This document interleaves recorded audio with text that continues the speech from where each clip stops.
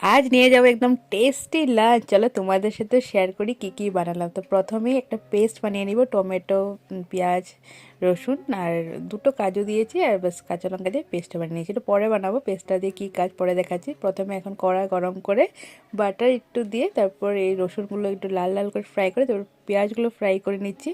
তো পেঁয়াজগুলো মানে ভালো রেড রেড ফ্রাই হয়ে যাওয়ার পর ওর মধ্যে একটু ভাত দিয়ে দিয়েছি। এই যে দেখতেই পাচ্ছ, ভাত দিয়ে ভালো করে ফ্রাই হয়ে গেছে। আর লাস্টে তো আমার ধনে পাতা না দিলে হয় না, তার মধ্যে ঘরে ছিল এই ধনে পাতাটা, এই যে কি বিলাতি ধনে পাতা বলে নাকি।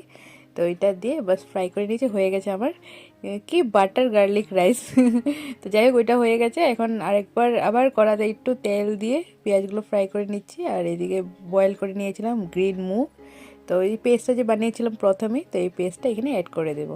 তো আমি যেহেতু তেলটা কমই দিচ্ছি তার জন্য একটু জল দিয়ে দিয়েই পুরো মশলাটাকে ভালো করে কষিয়ে নেব। হ্যাঁ, এটা তো ঠিক, মশলাতে কাঁচা গন্ধ থাকলে তো ভালো লাগবে না। তো একটু তারপর জিরে গুঁড়ো আর কাশ্মীরি রেড চিলি পাউডার দিয়ে ভালো করে কষে যাওয়ার পর এই যে গ্রিন মুগটা যে আমি ভিজিয়ে রেখে মানে বয়েল করে রেখেছিলাম, এটাও অ্যাড করে দিয়েছি। তো বাস দেখো কি সুন্দর ক্রিমি ক্রিমি টেক্সচার হয়ে গেছে একদম। এটা কাইন্ড অফ ডাল মাখনির মতন লাগছে ব্যাপারটা।